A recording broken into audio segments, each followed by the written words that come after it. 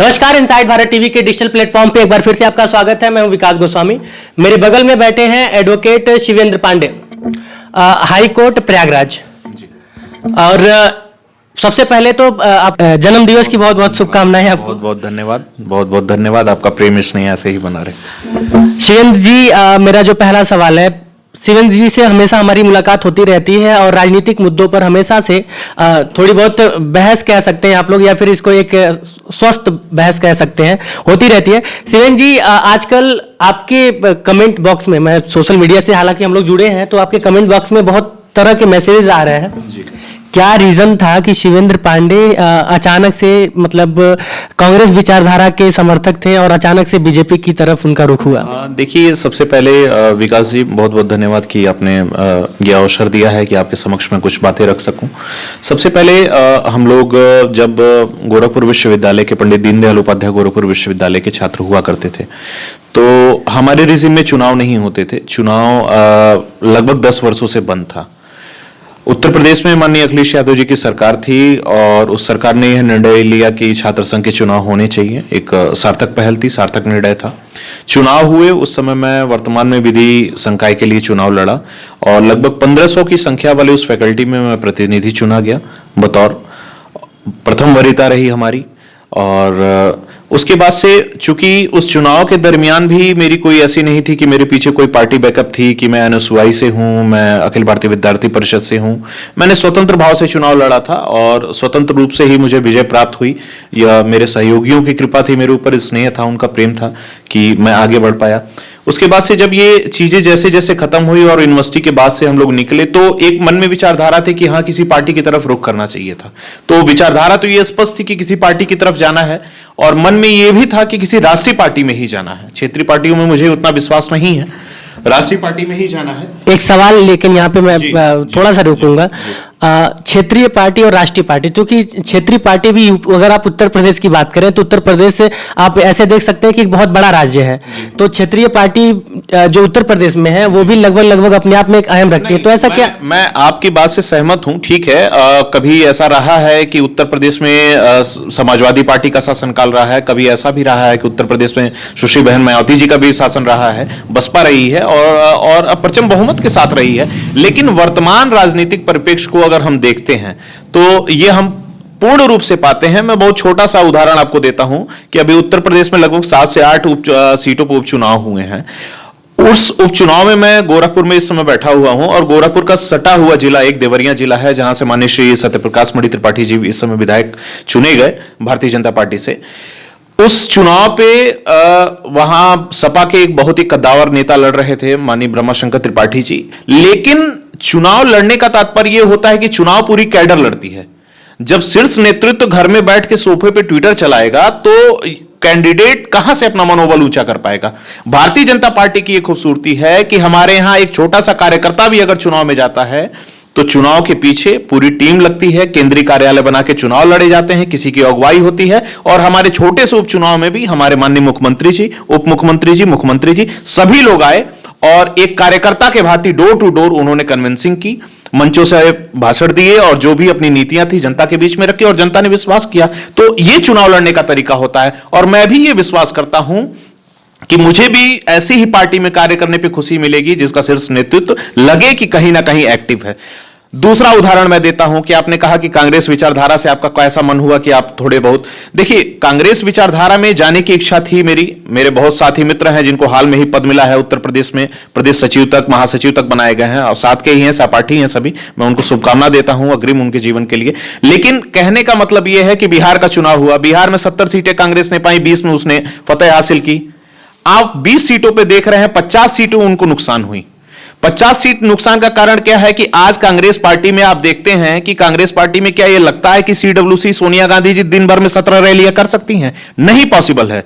लेकिन भारतीय जनता पार्टी का अगर छोटा से छोटा कार्यकर्ता भी चुनाव लड़ता है, अगर छोटा से छोटा नगर निगम का चुनाव भी होता है, तो हमारे यहां के राष्ट्रीय अध्यक्ष जेपी नड्डा जी, ये खूबसूरती है कि उस चुनाव में पहुंचते हैं और एक कार्यकर्ता के भांति कार्य करते हैं। तो मुझे ये, लेकिन इन सबके बीच जो ताने आपको मिल रहे हैं सोशल मीडिया पे, उसको आप कैसे? कोई बात नहीं है। अभी मैंने जो भी निर्णय किया है, मुझे लगता है कि यह मेरा निर्णय सही है और मैंने इसमें देरी नहीं की है। सही समय पर मैंने सही सूझबूझ के साथ यह निर्णय लिया है कि बतौर भारतीय जनता पार्टी में, बतौर कार्यकर्ता भारतीय जनता युवा मोर्चा में भी अगर मुझे कार्य करने का अवसर मिलता है तो मैं अपने आप को सौभाग्यशाली समझूंगा, ना कि पद के साथ मैं उस पार्टी में कार्य करूं जिसका शीर्ष नेतृत्व ही सोया हुआ है और जिस पार्टी में केवल एक परिवार तक सीमित की सारी चीजें रह जाती हैं, ना उनके अध्यक्ष बदले जाते हैं, अगर बदलने की बात आती है तो गोल मटोल घुमा फिरा के बस एक ही जगह सुई जाके रुक जाती है, वो है गांधी परिवार।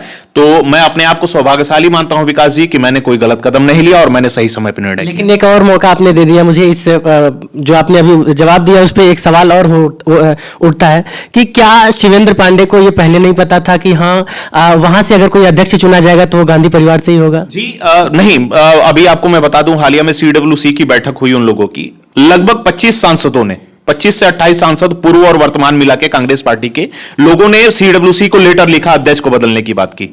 मेरे मनमुटाव का सबसे बड़ा कारण यही था कि उन सांसदों पे, माननीयों पे एक तरह से मैं बताऊं कि शोकाज नोटिस की तरह की कार्रवाई हुई, उसमें जितिन प्रसाद से लगाए सभी लोग सम्मिलित थे और उन लोग को बैकफुट पे आया पड़ा। माननीय कपिल सिब्बल जी जो कि एक हमारे पेशे से हैं, एक अच्छे अधिवक्ता हैं, उनको बैकफुट पे आना पड़ा। तो ऐसे पार्टी में कार्य करने का कोई मतलब ही नहीं उठता है। जहां पे कार्यकर्ता को सम्मान मिले वह पार्टी बेहतर है, जहां का शीर्ष नेतृत्व अपने कार्यकर्ता को सम्मान करता हो, जहां यह खूबसूरती हो कि आज माननीय जयप्रकाश नड्डा जी हैं, कल कौन होगा यह कोई नहीं जानता। आज शिवेंद्र पांडे भी हो सकते हैं, वो एक अलग बात है। आज माननीय स्वतंत्र देव सिंह जी हैं, कल कौन होगा यह कोई नहीं जानता और यही भारतीय जनता पार्टी की सबसे बड़ी खूबसूरती है, इसलिए मैंने यह निर्णय लिया है। एक और सवाल थोड़ा सा हटके, अब चूंकि सारी चीजें क्लियर हो गई हैं कि हाँ आप शिवेंद्र पांडे भारतीय जनता पार्टी की जो विचारधारा है उस विचारधारा पे चलेंगे, तो अभी आजकल एक बहुत ही बड़ा आंदोलन, मैं ये कहूंगा कि लगभग महीनों हो गए, महीनों से ऊपर हो गए, किसान आंदोलन एक बहुत बड़ा मुद्दा है और अभी 26 जनवरी को किसान टारगेट कर रहे हैं कि 26 जनवरी में उन्हें कोई नहीं रोक पाएगा दिल्ली के अंदर घुसने से। तो किस तरह से आप देखते हैं इस आंदोलन को, क्योंकि कुछ निष्कर्ष नहीं निकल के आ रहा है, बार बार टेबल पे लोग जा तो रहे हैं बातचीत के लिए लेकिन निष्कर्ष नहीं निकल रहा है। लगभग सरकार माननीय केंद्रीय कृषि मंत्री जी के द्वारा और उनके नेतृत्व में जो भी टीमें बनी, मैं एक मिनट रोकूंगा बस आपको, मैं चाहता हूं कि ये जो जवाब है वो आप किसी विचारधारा को से प्रेरित होकर ना बताइए, एक किसान, क्योंकि हम लोग उसी बैकग्राउंड से आते हैं। किसान वास्तविक तौर में विकास जी आपको पता है, मैं भी एक किसान का ही बच्चा हूं, हमारे पिताजी अध्यापक रहे हैं, हमारे यहाँ भी खेती होती है, हमारे यहां खेतों में पानी चल रहा है, किसान खेत में पानी चला रहा है इस समय। वास्तविकता तो यही है। जो बॉर्डर पे जो लोग बैठे हैं, मैं ये नहीं कह रहा है कि वो सभी प्रोजेक्टेड लोग हैं, ठीक है, किसान हैं, उनको कुछ लगता है, सरकार वार्ता के लिए तैयार है, उनसे बात करें, लेकिन उसमें प्रोजेक्टेड जो लोग हैं ये चाहते हैं कि 26 जनवरी को हम इस तरह का कार्य करें कि सरकार को लाठीचार्ज करना पड़े, गोलियां चलानी पड़े और सरकार क्रिटिसाइज हो। तो ये कहीं ना कहीं एक प्रोजेक्टेड लोगों का दिमाग है जो पूर्णतः विफल हो चुके हैं इस बात को। और रही बात किसान बिल पे, लगभग 15 पन्ने का एक PDF फाइल है, मैं आपको कहिएगा तो भेजूंगा, आप उसको पढ़िएगा एक बार विस्तार से। सरकार ने यह सारी चीजों को एकदम स्पष्ट रूप से कहा है कि जो कॉन्ट्रैक्टर होगा वो किसान से केवल उसके फसल का कॉन्ट्रैक्ट कर रहा है, ना कि उसकी जमीन की। आप इस चीज पे गुमराह कर रहे हैं कि नहीं आपकी जमीन हड़प ली जाएगी, ऐसी कोई इसमें बातें नहीं है। सबसे पहले लोगों को पढ़ना चाहिए, हवा में सोशल मीडिया की बातों पर जाके, विभिन्न चीजों की बातें पे जाके, व्हाट्सएप यूनिवर्सिटी की बातों पे जाके, इस तरह की बातें नहीं। आप उस किसान बिल को पढ़िए, मात्र 15 पन्ने का है, हिंदी में भी आपको नेट पे अवेलेबल होगा। जो भी यूजर्स हैं, जो भी युवा हैं, उसको पढ़ें, एक बार चर्चा करें। और नो डाउट अगर सरकार को ऐसा लगता है कि उसमें कुछ खामियां रह गई हैं तो सरकार उस पर बात करने के लिए तैयार है और 8 मीटिंग हो चुकी है। अब बात यह करना है कि किस चेक एंड बैलेंस की स्थिति में, जैसे आप MSP की बात करते हैं, कॉन्ट्रैक्ट की बात करते हैं, क्या वो जमीन जो लीज की जाएगी, जो होल्डिंग में होगी, वो ओनरशिप के साथ हो जाएगी। तो ये सारी चीजें एक स्पष्ट रूप से सरकार इसके लिए तमाम जगहों पे आपने देखा भी है कि किसान मोर्चा से संबंधित तमाम सम्मेलन किए गए हैं जिसमें स्पष्ट रूप से सारे माननीयों ने ये बात खुलकर कही है कि किसान बिल में किसी प्रकार की कोई त्रुटि नहीं है। अगर कहीं ना कहीं किसान नेतृत्व नेताओं को कोई त्रुटि नजर आती है तो सरकार इस पे उनको टेबल पे इनवाइट कर रही है, सेंटर टेबल पे आप डिस्कस करें और उन चीजों को दूर करें। और मुझे लगता है भारतवर्ष में ये पहला बिल नहीं है, कुछ लोग तथाकथित थे, NRC का भी विरोध कर रहे थे, आपने देखा क्या हुआ, CEA का विरोध कर रहे थे, आपने देखा क्या हुआ। उसमें एक आगे थोड़ा सा बढ़ेंगे, हालांकि किसान बिल पे हम लोगों ने 3-4 एपिसोड किया और लगातार हम लोग ये बताने की कोशिश कर रहे थे कि एग्जैक्टली किसान बिल है क्या और किसान किन किन मुद्दों पर प्रोटेस्ट कर रहा है और क्या वो जायज है कि नहीं। तमाम हम लोग वीडियोस किए, मेरी टीम में लगातार लगी हुई थी। बाद में जब ये लगा कि हाँ निष्कर्ष नहीं निकल रहा है और मामला आगे बढ़ता जा रहा है तो हम लोग थोड़ा सा उसको उस एपिसोड को रोके और इंतजार कर रहे हैं कि निर्णय आए और उसके बाद से फिर उसके बाद जाके हम लोग एक सार्थक बहस करें उस पर। हालांकि मैं इससे थोड़ा सा आगे बढ़ूंगा। वैक्सीन की बात हो रही है कि चूंकि कोरोना काल चल रहा है और पूरा हम लोग का एक साल लगभग हम ही लोग का नहीं, पूरे विश्व का एक साल लगभग बर्बाद हुआ। और इसके बाद से अभी वैक्सीन की कवायद तेज हो गई है और हर देश में। एक और चर्चा हमारे सहयोगियों द्वारा कुछ दिन पहले हुई थी कि क्या कोरोना वायरस की वैक्सीन जो है भारत में, चूंकि आप जानते हैं कि भारत अभी विकसित नहीं हुआ, विकासशील देश है और कई सारे ऐसे लोग हैं जो चूंकि वैक्सीन जिस हिसाब से मार्केट में आने वाला है, अगर वो प्राइस पे मिला तो एक बड़ी प्राइस होगी। तो क्या बिहार में चुनाव था तो सभी ने ऑफर किया कि फ्री में वैक्सीन लगेगा, तो क्या ये फ्री वाला जो लोग उसके हकदार हैं, मतलब कि आप ये कह सकते हैं कि जो फाइनेंशियली कमजोर है, क्या उनको फ्री में वैक्सीन मिलेगा? इस तरह की चीजें, मतलब मैं बिल्कुल आपका प्रश्न जायज है। मैं एक छोटे से उदाहरण से इस बात का उत्तर देना चाहूंगा। अमेरिका की आबादी लगभग 30 से 40 करोड़ के बीच में, भारत की आबादी 1 करोड़ 35 करोड़ से ऊपर। आपको पता है जितनी अमेरिका की आबादी है उतने लोग 55 करोड़ लोग हमारे आयुष्मान भारत योजना में निहित हैं। तो कहीं ना कहीं भारत सरकार का यह मोटिव है, टारगेट है, और आपने देखा है। और वैक्सीन जो आएगी वो एक पोलियो अभियान की तरह चलाना पड़ेगा, इरेडिकेट करना पड़ेगा, उन्मूलन करना पड़ेगा इस बीमारी का। और भारत सरकार ही सहित आपको पता है अभी तक पीएमओ में लगभग 70 देशों ने वैक्सीन के लिए आवेदन कर दिया है। जब उस समय स्थिति कोरोना की थी, जो विपत्ति स्थिति में थी, उस समय आपने देखा था भारत से तमाम सारी दवाएं दूसरे देशों को गई थी। तो भारत इन चीजों में अब सक्षम हो। अब वो भारत नहीं है। भारत का कहने का मतलब है भारत उन चीजों में सक्षम है। अपने छोटे सहयोगी देश जो भी खास करके ये पूर्वी सेंट्रल एशिया के जोन में बसे हुए हैं, पूर्वी एशिया में बचे हैं, दक्षिणी एशिया में जो बसे हुए हैं, उनके सहयोग में भारत कोई कमी नहीं छोड़ रहा है। अगर लगता है कि हमारे पास समर्थ है, पर्याप्त मात्रा में चीजें हैं, तो नो डाउट हम सहयोगी देशों की मदद करने के लिए बिल्कुल तैयार रहेंगे। दूसरी बात ये कि लगभग 6 ऐसी कोविड की वैक्सीन है जो जानी मानी है। भारत बायोटेक काम कर रही है इस पे, ठीक है। रशिया की आपने स्पुतनिक का नाम सुना, फाइजर का नाम आपने सुना ही है। तो इस तरह की सारी वैक्सीन जो करके हैं सभी देशों ने अपना, चाइना ने भी डेवलप किया है, तो चाइना की भी बहुत ज्यादा डिमांड है। अब लोगों को यह लगता है कि बीमारी की ओरिजिन चाइना से हुई थी तो उसका वैक्सीन सबसे कारगर है, ऐसा कुछ नहीं है। सभी कंपनियां हैं, सारी कंपनियां अच्छे से काम कर रही हैं और हेल्थ मिनिस्ट्री के उसमें मॉनिटरिंग में यह काम किया जा रहा है। और सबसे बड़ी चीज है कि WHO ने हमारी वैक्सीन को प्रमाणित किया है। WHO जिस वैक्सीन को कहेगा वही वैक्सीन ऑथेंटिक मानी जाएगी। और निश्चित रूप से आज का भारत इस लायक सक्षम है कि अपने पड़ोसी देश भूटान, नेपाल और इत्यादि, जो भी कभी कभी तो पाकिस्तान भी मदद मांगी लेता है, तो हमेशा मांगता है, तो हम इसमें सक्षम हैं। हम अब सबसे पहले अपना देखेंगे खुद का कि हम कर पा रहे हैं। और दूसरी चीज, इसका जो आवंटन होगा सर, आवंटन में जो लोग सक्षम हैं वो खरीद कर लेंगे। सरकार तमाम ऐसी योजनाएं भी लाएंगी, जैसे पोलियो चलाया जाता था वैसे वैक्सीन की भी अभियान चलाई जाएंगी।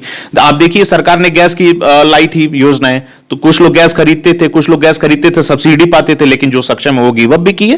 तो ये एक सब्सिडी वाले में तो बहुत नुकसान भी कई लोगों का हो गया कि वो मतलब कि वो हकदार थे कि सब्सिडी उनको वापस मिले, लेकिन कई बार वो नहीं आ पाता था। अब इसका क्लेम करना चाहिए था, लेकिन मैं इस चीज पे बता रहा था कि जो लोग सक्षम हैं वो खुद कर सकते हैं। और सरकार तमाम ऐसी योजनाएं आप देख ही रहे हैं, इतनी सारी रन ड्राई स्कीम चलाई जा रही है, पायलट प्रोजेक्ट चलाए जा रहे हैं। और सरकार जैसे ही इसमें फुल लगेगा कि प्रिपरेशन हमारी हो चुकी है, इस पोलियो के अभियान के तहत वैक्सीन का अभियान चलाया जाएगा। और प्रत्येक नागरिक, भारत का वो प्रत्येक नागरिक जो कि भारत के राज्य क्षेत्र में, भारत के टेरिटोरियल नेक्सस में वो रहता है, उसको वो वैक्सीन दी जाएगी। और इसकी जिम्मेदारी सरकार की, और सरकार इसके लिए सक्षम है।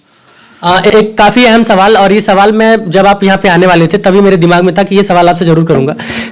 आप कांग्रेस की विचारधारा से अभी जस्ट मतलब कि कुछ दिन पहले भारतीय जनता पार्टी वाली विचारधारा में आए हैं। मैं एक चीज बताऊं कि विचारधारा कहने का तात्पर्य यह है कि मुझे लगा उस पार्टी में मुझे जाना चाहिए, लेकिन बावजूद आपको पता होगा कि मैं उस पार्टी के प्रदेश अध्यक्ष से भी मिला, शीर्ष नेतृत्व से मिला, बहुत सारे लोगों, लेकिन जब उन लोगों ने कहा कि सदस्यता क्यों नहीं लेते सदस्यता, तो मुझे कोई जल्दीबाजी नहीं थी। मुझे चूंकि एक ऐसा निर्णय करना है जो कि मेरे पूर्णकालिक जीवन के लिए निर्णय हो, ऐसा कि आज इस पार्टी में, कल उस पार्टी में, फिर परसों इस पार्टी में, ऐसा कुछ नहीं है। जो निर्णय है वो हमेशा के लिए। इस वजह से ये असमंजस की स्थिति में सिर्फ विचारधारा की बात किया, ना कि ये कहा कि हाँ आप उसमें किसी पद पे थे। जी, तो मैंने ये सोच विचार कर ये निर्णय लिया, और मुझे लगता है जहां तक मेरे जो भी शुभचिंतक हैं कि मैंने ये अच्छा निर्णय लिया है। तो मेरा वही सवाल था कि 2022 का जो चुनाव है, अब चूंकि जनवरी 2021 चल रहा है, तो किस तरह से 2022 के चुनाव को देख रहे हैं, और क्या उत्तर प्रदेश में दोबारा से भारतीय जनता पार्टी की सरकार बन पाएगी? और अगर बन पाएगी तो क्या, किस तरह के मतलब कि टास्क क्या होगा, या फिर चुनौतियां किस तरह से आप देखते हैं 2022? सरकार 17 में जो भी सरकार आई, 22 में फिर चुनाव होने वाले हैं। 14 में केंद्र की सरकार थी, उसके बाद सेकंड रिजीम में ना आपने देखा कि लगभग 303 सीटों के साथ से माननीय नरेंद्र मोदी जी फिर सरकार में आए। वर्तमान में उत्तर प्रदेश के मुखिया माननीय योगी आदित्यनाथ जी ने जिस प्रकार से कोविड को लेके, आपने देखा होगा कि जैसे आप कोई कार्य अच्छा कर रहे होते हैं और उसी कार्य के दरमियान कोई ऐसी आपात स्थिति आ जाती है, तो सबके लिए था, यही अमेरिका के लिए था, यही भारत के लिए था, ये रशिया के लिए था, ये भारत के लिए था। उस स्थिति में भी सरकार इस तरह से स्टेबल रख पाना, उत्तर प्रदेश में जितने भी बाहुबली, मुख्तार अंसारी, अतीक अहमद और जैसे भी लोग, इन लोगों के जैसे जो असहाय निरीह गरीबों वंचितों की जमीन पर कब्जा करते थे, उनकी संपत्तियों को डिमोलिश करना। सुरक्षा व्यवस्था के मामले में सरकार सक्रिय है, क्राइम के मामले में सरकार इस समय सक्रिय है। क्राइम्स घटते हैं, बढ़ते हैं, एनसीआरबी की रिपोर्ट्स आती है, सरकार उस पर इनिशिएटिव लेती है, कार्य करती है, अपनी पॉलिसी बनाती है और उसके बाद से जो भी लूप होल्स होते हैं उसको दूर किए जाते हैं। मैं ये कहना चाहता हूं कि अभी तक उत्तर प्रदेश के मुख्यमंत्री ने वाकई में सराहनीय कार्य किए हैं और जो भी उनका निर्णय है सार्थक निर्णय है। रोजगार हो, स्वास्थ्य हो, चाहे जो भी स्थिति हो, आने वाले समय में उत्तर प्रदेश में तमाम ऐसी वैकेंसियां हैं जो मुझे लगता है कि होली तक वो सारी वैकेंसियां डिक्लेयर्ड होंगी, क्लियर होंगी। अब वह स्थिति नहीं है कि उत्तर प्रदेश के लोक सेवा आयोग में कोई अनिल सिंह यादव बैठा हो, ऊपर ऊपर सीटें बेच दी जा रही हो। यह स्थिति अब नहीं है कि कोई व्यक्ति पुलिस भर्ती की लिस्ट भेजता हो, उनकी लिस्ट ही जारी कर दी जाती। भर्तियां पारदर्शी हैं। शिक्षक भर्ती में कुछ बातें आई थी, हाई कोर्ट, सुप्रीम कोर्ट तक चीजें गई, क्लियर है। सभी व्यक्तियों को नियुक्ति मिली, नियुक्ति पत्र लेके वो आज अपने घर हैं, ज्वाइनिंग कर चुके हैं, अपने विद्यालय जा रहे हैं। तो कहीं ना कहीं मैं ये कहना चाहूंगा कि अगर मुझे इसमें मार्किंग करनी हो, वैसे मेरी ये कुवत तो नहीं है कि मैं सरकार को मार्किंग करूं, लेकिन अगर कहीं ना कहीं मार्किंग करनी हो तो मैं कहूंगा कि यह निश्चित संतोषजनक है और अपने कार्यों के आधार पर ही 2022 में हम फिर जनता के बीच में जाएंगे और ये जनता का विश्वास होगा। उन्हें जो अच्छा जो बुरा लगेगा, लेकिन हम यह जनता से कहेंगे कि हमने कार्य किया और इस कार्य के आधार पर ही आप वोट दीजिए। चाहे वो गोरखपुर में, अगर देखिए गोरखपुर में है तो ग्रेटर नोएडा की तरफ पे ग्रेटर गोरखपुर सड़कों की जाल बिछ रही है, आप देख सकते हैं, कहीं भी चले जाइए, पैडलेगन से लगाए इधर खोराबार के आगे चले जाइए, इधर अश्वन चले जाइए, जो भी है शहर के बाहर निकलने वाली रोड है, आप सबको देख लीजिए। एम्स का निर्माण देख लीजिए, फर्टिलाइजर का निर्माण देख लीजिए, तमाम मेडिकल कॉलेज। अब हम लोग गोरखपुर में निकलने वाले हैं और जो कुछ जगह पे मतलब कि ये पता चला है कि थोड़ी बहुत मैं, क्योंकि जो चीजें सही होती है ना उसको एक्सेप्ट करना पड़ता है, तो अच्छे काम हो रहे हैं तो उसको एक्सेप्ट कर रहे हैं, लेकिन जो जहाँ पे काम नहीं हो पा रहे हैं या फिर जहाँ पे कुछ नेतागढ़ जैसे कि पार्षद हो गए जिनकी जिम्मेदारी है कि रोड सही हो, अगर वो नहीं सही है, नालियां नहीं सही है, तो वो भी दिखाने की जिम्मेदारी हम लोग। ये सरकार सबको सुनने के लिए बैठी है और प्रदेश में हर जिले में अधिकारी बैठे हुए हैं। जो भी माननीय हैं, जो भी जनप्रतिनिधि हैं, उनका यह कर्तव्य बनता है कि जो भी कमियां आ रही हैं देखिए जनप्रतिनिधि का मेन कार्य यही होता है कि किसी प्रकार से जनता ने उनको जिस प्रकार से चुना है उस जनता को वो संतुष्ट करें। तो जनता को अगर लगता है कि इन चीजों से कष्ट है तो जनप्रतिनिधि से वो कह सकते हैं और जनप्रतिनिधि का ये दायित्व होता है, ये उनका कर्तव्य दायित्व सब कुछ है कि अगर आपको वोट मिला है तो उन चीजों को सरकार के समक्ष रखिए और सरकार इसका निदान करने के लिए पूर्णतः तैयार है। और मुझे लगता है कि जहां भी ये कमियां आ रही हैं आपको मीडिया के माध्यम से भी उजागर करना चाहिए। विकास जी, लगातार हम लोग लगे हुए हैं और चूंकि मेरे पास शब्दों की एक लंबी लिस्ट है और नो डाउट आपके पास भी जवाब की एक लंबी लिस्ट, जैसे जैसे मैं सवाल पूछता हूं होती जाएगी, समय का थोड़ा अभाव है, आपको जाना भी है, लेकिन एक बार फिर से आप यहाँ पे आए उसके लिए बहुत बहुत शुक्रिया और एक बार फिर से आपको जन्म दिवस की बहुत बहुत शुभकामनाएं। बहुत धन्यवाद, आपका प्रेम स्नेह मेरे प्रति ऐसे ही बना रहे, बहुत बहुत धन्यवाद। तो आप थे शिवेंद्र पांडे, एडवोकेट, और बहुत ही सार्थक ये चर्चा हुई। हालांकि पहली बार इनसाइड भारत टीवी के न्यूज रूम में शिवेंद्र जी आए हुए थे, इनसे लगातार चर्चा बातचीत होती रहेगी और जब भी कोई मुद्दा लगेगा कि हाँ ये देश हित में या फिर राष्ट्र हित में ये मुद्दा है और उस पर कुछ जिम्मेदार लोगों से, चूंकि अब ये जिम्मेदारी लेने के लिए तैयार हो गए हैं, पार्टी भी जल्द ही ज्वाइन कर लेंगे जी जी मकर संक्रांति के बाद, बिल्कुल। तो इसके बाद से फिर लगातार इनसे बातचीत होती रहेगी। कैमरे के उस पार से मेरा सहयोग कर रहे हैं आदित्य पांडे, मैं विकास गोस्वामी और आप इनसाइड भारत टीवी देख रहे हैं।